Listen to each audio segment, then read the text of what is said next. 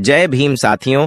बाबा साहेब जी ने जब हिंदू धर्म को त्यागने की महत्वपूर्ण घोषणा की थी, उस वक्त बाबा साहब ने कहा था कि इन तीन भगवान की पूजा नहीं की जानी चाहिए। पर क्यों नहीं करनी चाहिए, आज के इस वीडियो में हम आपको बताएंगे। तो आपसे हमारी अपील है कि वीडियो को अंत तक जरूर देखें। बाबा साहब ने कहा था कि तीन देवी देवताओं की पूजा नहीं करनी चाहिए। तब हिंदुओं ने उनका बहुत विरोध किया था।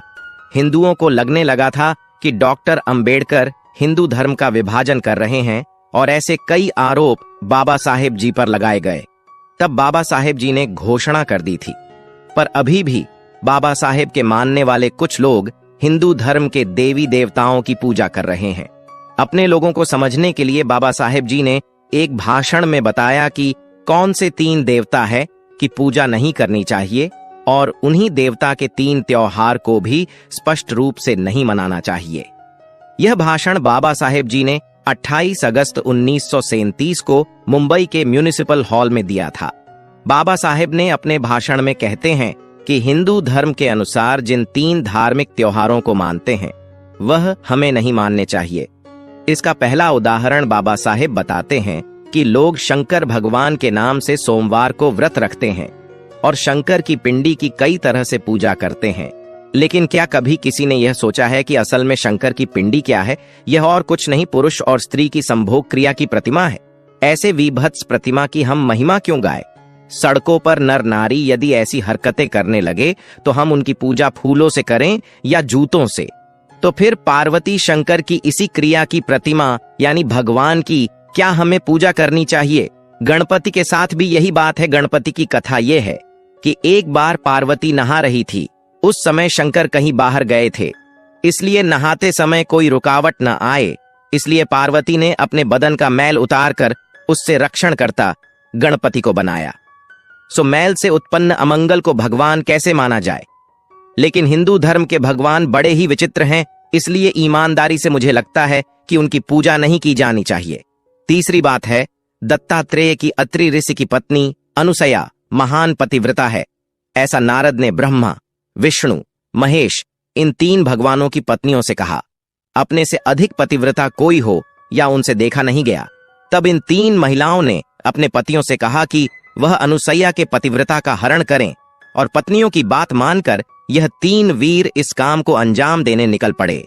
वे तीनों अनुसैया के घर गए, उसके पति को कुछ काम बताकर बाहर भेजा और खुद अनुसैया के साथ रहे। इस हवस से अनुसैया ने बच्चे को जन्म दिया। इस बालक का जनक तत्व देने के लिए उसके तीन सिरों की कल्पना की गई। दत्तात्रेय धर्मांतरण होने वाला है। मैंने यहां आंदोलन नहीं छोड़ा है, यह ध्यान में रखिए। कई हिंदू लोग मुझसे कहते हैं कि आपके धर्मांतरण की कल्पना के कारण हमारी आंखें खुल चुकी हैं, अब हम चौकन्ने हो गए हैं। आपके प्रांत हमारे कर्तव्यों में अब हम चूकेंगे नहीं, इसलिए धर्मांतरण का आंदोलन अब रोक दीजिए। लेकिन अब तक मैंने जो कुछ कहा है उन्हें वजहों के लिए यहां आंदोलन रोकना नहीं चाहता। आप पूरी तरह सोचिए, दूसरा धर्म अगर स्वीकारना है तो पूरी तरह जांच परख कर ही स्वीकारना होगा। उम्मीद करता हूं आगे से सभी महार जाति के लोग हर परिषद द्वारा किए गए प्रस्ताव के अनुसार ही पेश आएंगे। तो दोस्तों, ऐसा कहते हुए डॉक्टर बाबा साहेब अंबेडकर जी ने अनुयायियों को बताया था कि किन किन त्योहारों को, देवी देवताओं को हमें नहीं मानना चाहिए। तो दोस्तों, मैं आपको एक बात साफ साफ बता देता हूं कि ये वीडियो मैंने किसी भी देवी देवताओं का अपमान करने के लिए नहीं बनाई है, बल्कि डॉक्टर बाबा साहेब अंबेडकर के तथ्यों के आधार पर कही है। अब सुनिए बाबा साहब की एक सच्ची कहानी, जब महारों ने बाबा साहेब की जान खतरे में डाल दी। इतना ही नहीं, इस घटना के बाद बाबा साहब जी के पैर की हड्डी भी टूट गई थी। इस कहानी में मैं जो आपको बताने जा रहा हूं उसे मैंने बाबा साहब के सहयोगी नानक चंद्र रत्तू की किताब से लिया है, जिसके बाद उन्हें चलने के लिए हमेशा लाठी का सहारा लेना पड़ा था। दोस्तों, यह बात है साल 1929 की। मुंबई की सरकार ने पशुओं द्वारा किए गए शिकायतों की जांच करने के लिए एक समिति का गठन किया था। बाबा साहब भी उस समय समिति में सदस्य के तौर पर काम कर रहे थे। समिति के कार्य के लिए बाबा साहब जी को खानदेश भेजा गया था। वहां से अपना काम खत्म करके वापस मुंबई रवाना हुए। मुंबई से वापस आते वक्त बाबा साहब 40 गांव में उतर गए, जहां एक पास के गांव में उन्हें अछूतों के विरोध में सामाजिक बहिष्कार के मामले की जांच करनी थी। 40 गांव के अछूतों ने स्टेशन पर आकर बाबा साहब जी को उस रात वहीं रुक जाने को कहा। बाबा साहब उस रात वहीं रुक गए और दूसरे दिन उस गांव जाकर वहां से उस मामले की जांच करके वापस 40 गांव आ गए। वहां स्टेशन पर अछूत बाबा साहब के वापस आने की प्रतीक्षा कर रहे थे। जब बाबा सब स्टेशन पर उतरे तो उन्होंने बाबा साहब का स्वागत किया और उन्हें फूल माला पहनाई गई। उस स्टेशन से अछूतों की बस्ती महारवाड़ा जाना था। वहां पहुंचने के लिए नदी पर एक बने पुल को पार करते हुए जाना था और स्टेशन से महारवाड़ा पैदल भी जाया जा सकता था। बाबा चाहते थे कि उन्हें जल्द ही महाराणा ले जाया जाए, पर ऐसा नहीं हो रहा था। इसके विपरीत बाबा साहब को स्टेशन पर ही दीक्षा कराई जा रही थी।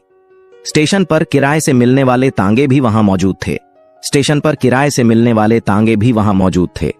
पर करीब 1 घंटे के बाद एक तांगा वहां लाया गया, जिसमें बाबा साहब बैठ गए।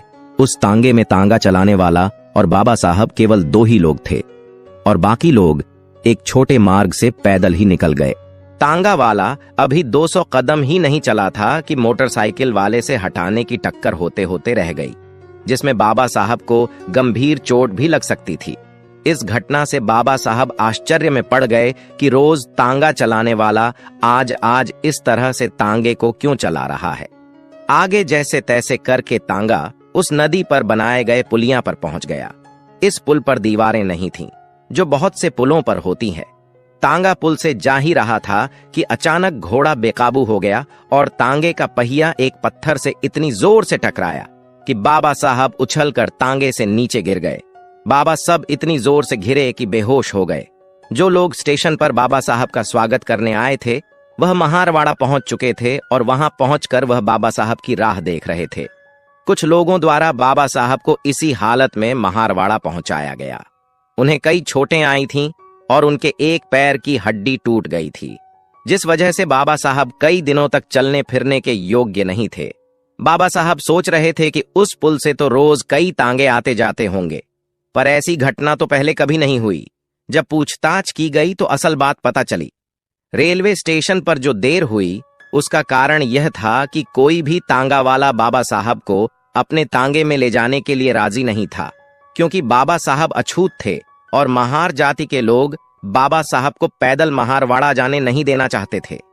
महार जाति के लोगों का सोचना था कि बाबा साहब के वहां पैदल जाना यह उनके शान के खिलाफ है। इस बीच रास्ते यह निकाला गया कि तांगे का मालिक किराए से तांगा देने को राजी तो हुआ, पर वह तांगा नहीं चलाएगा।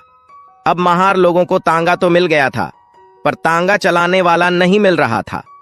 अंत में यह तय हुआ कि उनमें से ही कोई एक व्यक्ति तांगा चलाएगा। उन्हें लगा कि तांगा चलाने में कोई कठिनाई तो नहीं है। यह सोचकर एक आदमी ने घोड़े की लगाम थाम ली।